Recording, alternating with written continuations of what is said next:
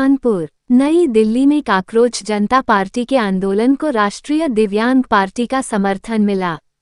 Party के राष्ट्रीय अध्यक्ष वीरेंद्र कुमार ने आंदोलन स्थल पर पहुंचकर कहा कि शिक्षित बेरोजगार युवाओं की समस्याओं का समाधान सरकार को प्राथमिकता के आधार पर करना चाहिए।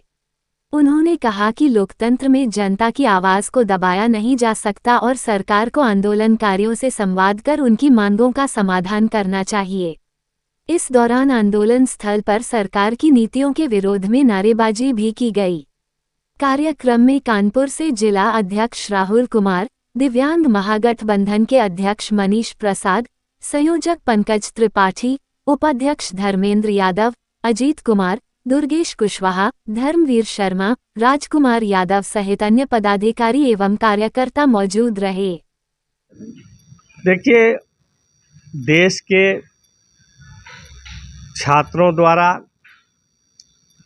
कॉकरोच जनता पार्टी के माध्यम से पेपर लीक मामले में, नौकरियां न मिलने के मामले में, रोजगार न मिलने के मामले में अपना आंदोलन जंतर मंतर पर उन्होंने शुरू कर रखा है।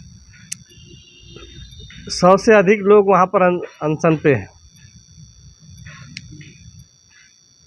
क्योंकि हम भी भारत के एक जिम्मेदार नागरिक हैं। राष्ट्रीय दिव्यांग पार्टी की ये जिम्मेदारी है, दिव्यांग महागठबंधन की ये जिम्मेदारी है कि वो युवाओं की आवाज़ को बल दे, ताकत दे। इसीलिए राष्ट्रीय दिव्यांग पार्टी और दिव्यांग महागठबंधन के पदाधिकारी वहाँ गए थे। कॉकरोच जनता पार्टी को समर्थन दिया है और उनके हर आंदोलन में बढ़ चढ़कर हिस्सा लेने का निर्णय लिया गया है। 2027 में आपने अपने ही कैंडिडेट उतारे हैं, तो इस पर क्या राय आप लोग की? नहीं, देखिए, राजनीतिक भागीदारी के लिए दिव्यांगजनों को चुनाव मैदान में उतारना जरूरी था। क्योंकि कोई भी पार्टी दिव्यांगजनों को उनका आरक्षण नहीं दे रही है।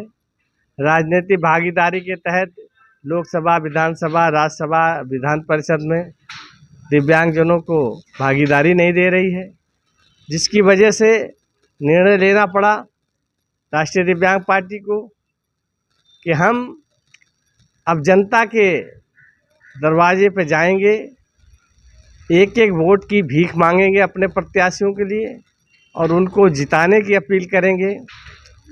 क्योंकि दिव्यांग दया का पात्र नहीं है, उसको अवसर देना चाहिए। जब तक दिव्यांगों को अवसर नहीं मिलेगा तब तक वो कुछ नहीं कर पाएंगे। लोग कहते हैं क्या कर सकते हैं।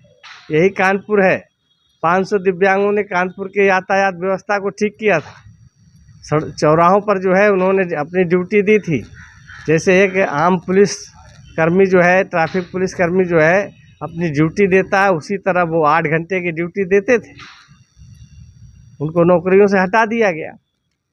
इस सरकार में शिक्षित बेरोजगार दिव्यांग आत्महत्या कर रहे हैं। सरकार आँख कान मूंदे बैठी हुई है, कोई सुनता नहीं है। केवल सरकार की वाहवाही फर्जी करके और जनता को गुमराह करने का काम हो रहा है। देश का दिव्यांग अब चुप नहीं बैठेगा। अब अपनी लड़ाई अपने हाथ में लेकर के और लड़ेगा। नौकरी, रोजगार, स्वास्थ्य, शिक्षा गारंटी